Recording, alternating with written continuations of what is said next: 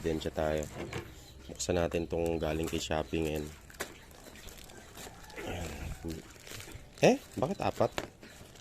Parang dalawa lang yung order ko. Ay, di ba? One take one pala ulit to. Iyon! Bumili. Meron na naman tayong budol kay Shopee. So, bumili ako nito. Ayan, 4 na piraso. Galing China. Iyon. Uy, may kasamang teflon, no? Nice, nice. Ay. So, ang tawag dito, guys, is, water level control valve. Ay, ang laki. Ba't ko siya binili? Ewan ko bakit.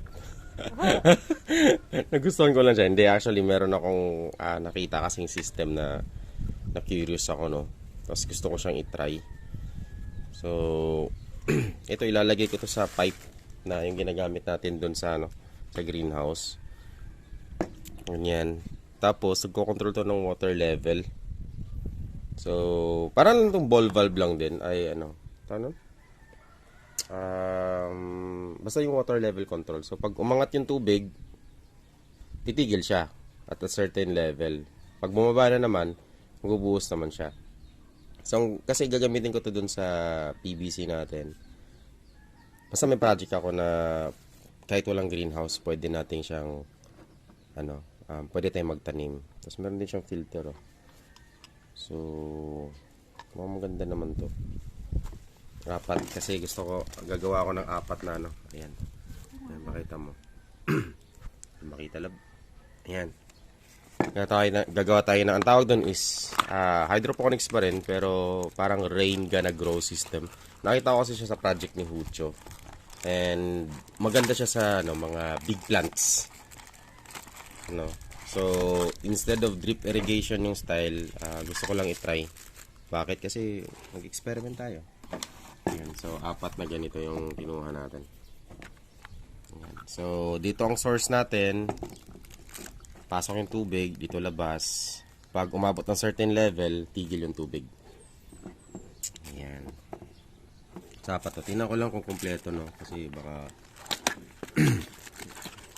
may kulang. Ayan. So, pwede ito siya, itong system na rain gonna grow. So, sa pangalan pa lang niya na rain gonna grow, pwede siya maulanan. So, carry lang. Hindi ganun ka-disruptive. Ayaw mag-ano focus. Hindi siya ganun ka-disruptive sa nutrient solution. Kasi, carry lang na maulanan siya. So, ayan. So, mukhang okay naman yung 4.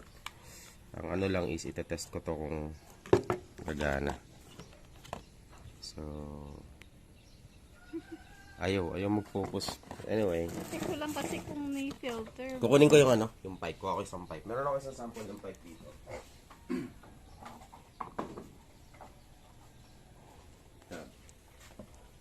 Kita yung chan ko lang. What's wrong with you? Ayan. I look weird. Basta nakaganon siya, pero bubuksan ko pa itong paganyan. Ganyan siya. Ganyan.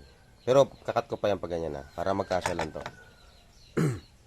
Tapos, inlet dito, pupunuin niya to ng tubig, hanggang at certain level lang. Tapos, ang mangyayari is, pag umabot sa ganitong level, titigil na siya. Magdadagdag lang siya ng tubig kapag bumaba na naman yung tubig. So, automatic siyang mag-fill ng tubig. So, 4 na ganito yung gagawin natin.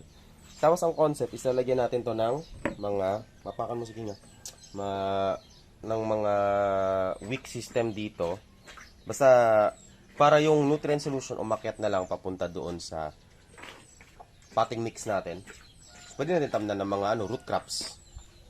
Pwede natin tamnan ng mga root crops like gusto natin i-try yung patatas, mga ganun ba? Or ano pa ba? Basta, mag-iisip pa ako kung ano na yung tatanim. Pero marami tong maraming pwedeng itanim sa ganitong system. So, excited na ako. Ang kailangan ko lang i-prepare yung nandun sa dulo. Yan. So, yun.